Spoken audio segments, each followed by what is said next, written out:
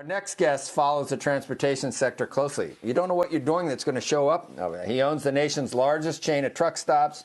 He's the owner of the Cleveland Browns. Jimmy Haslam is the CEO of Pilot Company. Jimmy, we have talked before, and thank you for joining us. Can you describe how your business is performing and just your overall view for these unprecedented times that we find ourselves in as a CEO of your company?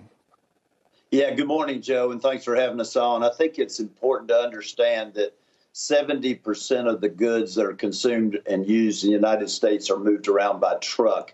And almost all of the food and consumer products that are in such high demand are moved by trucks. And so back on March 15th or 16th, when we could see how serious this was going to be, we went to the Department of Transportation and the White House and made sure that truck stops / travel centers were declared an essential service, which will allow us to stay open despite what states, counties, or municipalities might do. And so we've been able to, as has our industry, stay open, stay in fuel, have our stores staffed and stocked, and help keep America moving during this extremely difficult time. Anecdotally, I mean, what are you seeing? Flying J has how many? You got 750 or so all over the world. So, I mean, all over the country, but all over the country. And we've got hotspots that are really isolated. The most cases, in either, New York City or Washington. And I mean, are a lot of your employees and people that run the centers, are they wondering what all the fuss is, or is it's coming there? I mean, it is coming there probably eventually, Jimmy. But yeah, do they think it's an overreaction based on urban areas? No, well, fortunately, Joe, as you know, most of our stops are not located in urban areas. We do have one in Newark that's right by the port, right near where you are. But most of our stops are spread out and they're in more rural areas. We are fortunate, knock on wood, not to have had anyone test positive in our stores. On the other hand, we're aware that's coming, and we're prepared to take the necessary steps to protect our people, our customers. We have a procedure in place to come in, close down the store, clean the store, get the store back open. So it's only a matter of time. We operate 750 to 800 truck stops before one of our team members does get infected with this terrible disease. So what's different? What have you? What for your 2,800 people? What has changed? And how have you reacted to this to keep them safe?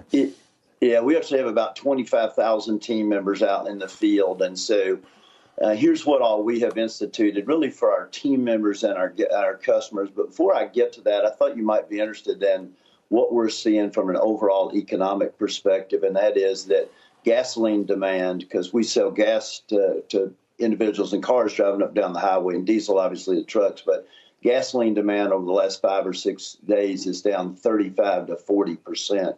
So this stay-at-home edict that is in place has had a dramatic impact on gasoline sales. Diesel sales are down much less, but there was a huge push by the trucking industries to stock and restock the stores as everyone went to the big box retailers. That is now tailing off, and we're starting to see diesel demand soften fairly dramatically here just over the last 3 or 4 days. But in terms of what we've done at our stops, I think it's important for everyone at home to understand the average truck driver is on the road for 5 days at a time, so 5 days and 5 nights.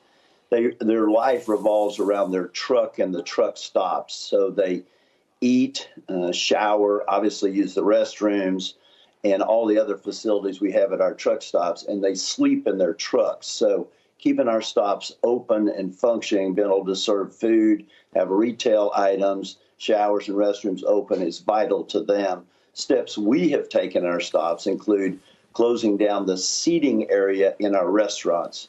And so a driver can come in, order food, but then will need to eat it in his truck. And that has worked well, and the drivers, after a couple of initial hiccups, have accepted it well. We also have drivers' lounges in our stops. Those have closed down, and we're practicing. And I will give the American public, I was in a couple of our stores earlier this week, great credit for quickly picking up social distancing. So you all have all gone to various retail facilities, and we normally wait in pretty close proximity in line to pay.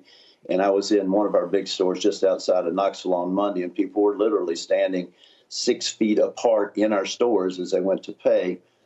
One other thing I think is important to remember is with gasoline demand being off so much, there are a lot fewer customers in our stops than normal, which allows us to do two things. One, it makes social distancing easier, protecting our team members and our guests.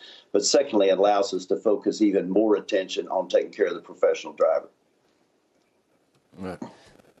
We got to run, Jimmy. But just last but not least, the supply chain worries that we had. You servicing all the truckers, the hoarding, everything we were worried about. Is that unlikely? Can you say that's not going to happen at this point? It seems like I think it could. Yeah, go ahead.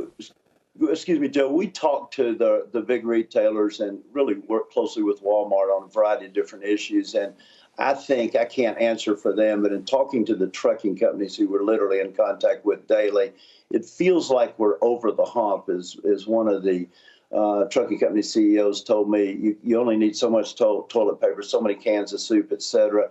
And I think the system is now over the hump. There could be spot outages, but in our stores, and we're a big retailer, we are not having any problems at all with the supply chain. And the fuel supply chain in particular, Joe, is in great shape.